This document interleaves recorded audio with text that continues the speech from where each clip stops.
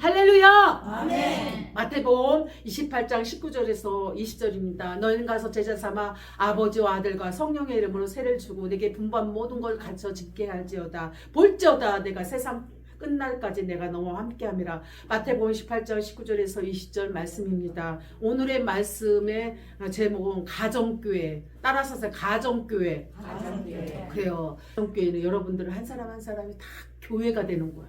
그래서 교회가 이제 셀그룹으로 나눠지면서 교회가 이제는 한 사람을 이렇게 교회로 세워나가야 돼. 개척을 시키는 거예요, 여러분들이. 그래서 자기 교회를 이제는 전도해야 되잖아. 자기 혼자 예배는 드릴 수는 없잖아. 그래서 그게 여러분들이 그것이 돼야 되는데 안 돼가지고 가정교회에 대해서 10명이면은 벌써 10명 전도하면 100명이 되잖아. 그렇게 이렇게 셀그룹으로 이렇게 뻗어나가는 이 사역을 지금 할 가정교회를 어떻게 세워나가는가에 대해서 앞으로 이 교회가 든든히 더 일꾼들이 많이 오게끔 하려면은 제가 이제는 막 말씀 선포 이게 마인드 비전이 이렇게 또렷하게 서 있어야만이 진짜 본격적으로 하는 것은 이 사역이 진행될 때 이제 하나님의 일이 크게 이루어질 걸 믿습니다. 오로지 말씀 기도로 키워야지. 응?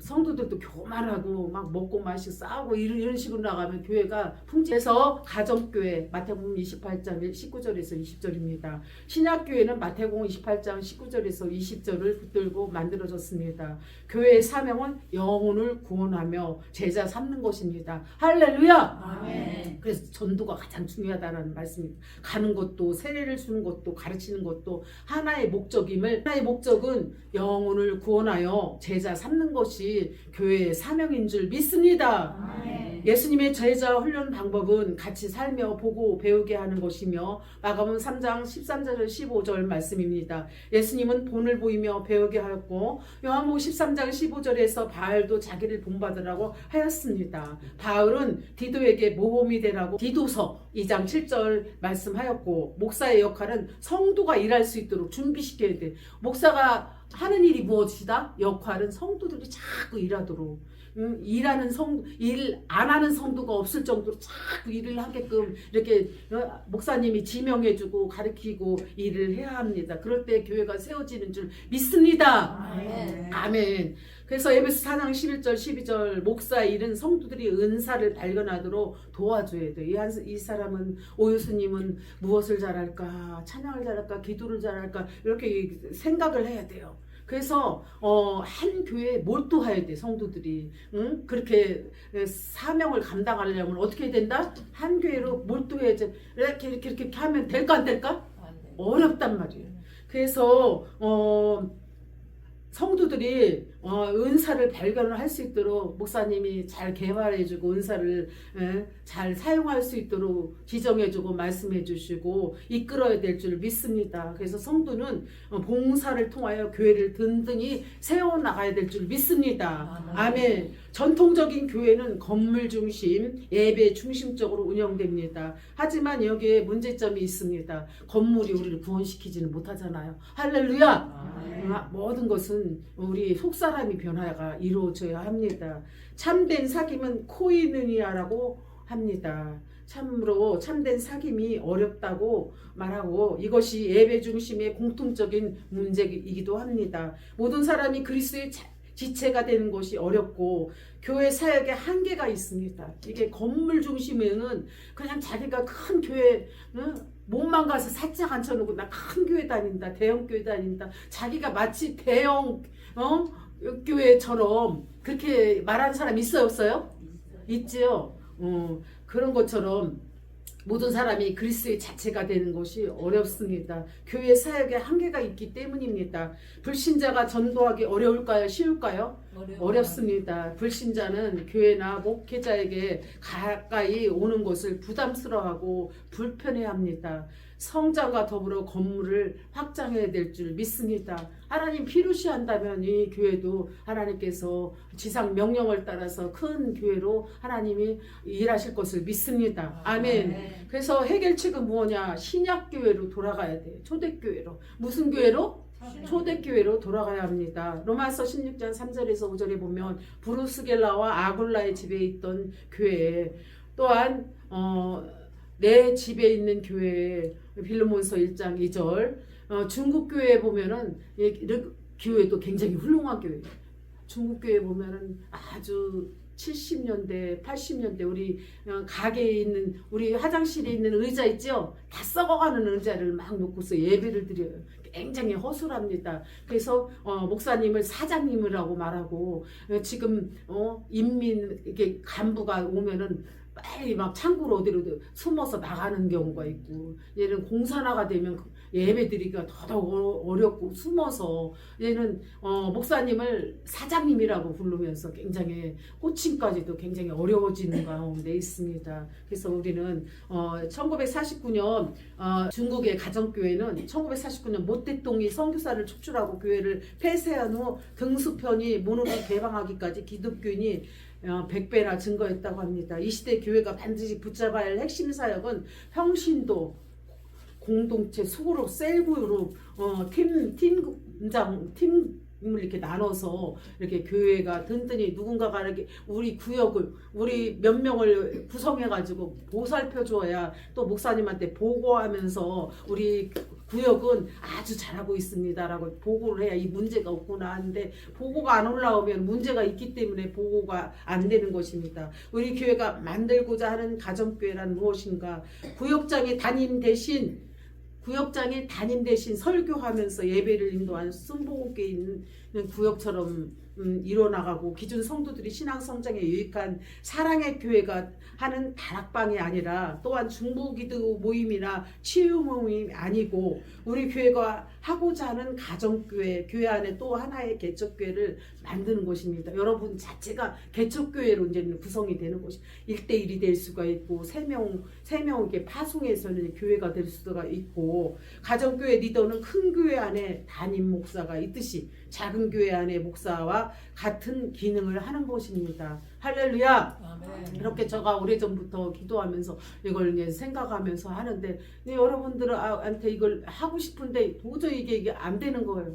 하나님께서 말씀을 준비하다 보면은 또 하나님께서 새롭게 하나님께서 인도해 나가실 걸 믿습니다. 아멘. 그래서 구역과 셀그룹, 목장, 팀 구역을 가정교회의 차이점은 어떤 것인가? 구역은 통상적으로 같은 지역에 사는 사람들을 하나의 구역으로 묶는데 가정교회는 회원의 선택에 의하여 만들어 가십니다. 만약에 이제는 혼자 하기 힘들으면 나는 김현신 팀에 가서 훈련 좀 받고 싶어요. 이렇게 팀을 자기가 선택하는 것입니다. 김종수님한테 김준자님, 이춘자님한테 가서 제가 좀 교육을 받고 싶습니다. 훈련을 받고 싶습니다. 팀 사역 자기가 원하는 쪽으로 이렇게 팀을 구성하는 것입니다. 아멘. 큰 교회 안에 작은 교회들이 있는 것이 아니라 작은 가정교회들이 모여 생명샘 교회라는 큰 교회를 만들어가는 것입니다. 할렐루야. 아멘. 가능할까요? 불가능할까요? 가능해요. 가능하죠? 그래서 이제 제가 그런 마인드를 늘 생각하고 있는데 이게 펼쳐나가지를 못하는 거 아쉬운 거. 시간은 자꾸 흘러가고 주님 오실 때는 가까웠고 그러면 이 뜻을 이루려면 하나님께서 새롭게 변화를 시켜주시고 속사람이 변하고 또한 새로운 일꾼들이 오고 그렇게 준비해야 될 줄 믿습니다. 구역, 팀사역, 목장, 주목적은 친교와 예배지만 가정교회의 주목적은 하나의 작은 교회의 역할, 예배, 교육, 친교, 전도와 선교를 다루는 것입니다. 그래서 이제 성도들을 제가 전체적으로 관리는 하되 보고가 올라올 수 있도록 팀 사역, 구역, 목장에 보고를 할 수 있도록 이게 다 이렇게 보고를 받아요. 그러면 한 사람 한 사람 다 살펴줄 수가 있잖아요. 아, 김현심한테 맡긴 사람은 윤순영하고 이남열이구나. 세 사람이 구성되었는데 떨어지지 않고 잘 유지하고 더 많이 전도하고 그러면 또 거기서 잘하는 윤순영을 또 이렇게 파송해가지고 또 구역을 또 만들어가고 그럼 부흥이 될까 안 될까요? 되잖아요. 그럼 마인드가 좋을까 안 좋을까요? 그래요. 그래서 일반적인 제자훈련과 가정교회 차이점이 뭐냐? 일반적인 제자훈련은 성경 공부를 통해 제자를 만들지만 일반적인 제자훈련은 성경 공부를 날마다 화요일날 뭐 10시나 11시 이렇게 만나서 공부하고 점심 먹고 커피 마시고 집으로 돌아가고 가정교회 모임은 삶을 나눔으로 제자를 만들어요. 이 삶을 통하여서 팀구역, 목장, 셀구역이 나눠주면서 서로 위하여 기도하고 대화 나누고 성경 말씀 전하고 그 팀 사역을 통하여서 매일 나눔을 통하여서 가정 모임을 통하여서 교회와 제자화를 이뤄나가는 것입니다. 이렇게 제자 훈련 모임은 믿는 자가 참석하나 가정교회 모임은 믿지 않은 사람을 중심으로 전도를 해야 돼요. 무엇이다? 가정교회 모임은 삶의 나눔, 믿지 않는 자들에게 이게 복음을 전한 제자 삼아 온 천하에 다니면서 만민에게 복음을 전파하라. 가정교회 사역은 믿지 않는 자들을 되도록이면 믿지 않는 사람들을 전도해서 제자 양육하여 일꾼 삼아지는 것을 말합니다. 할렐루야. 아멘.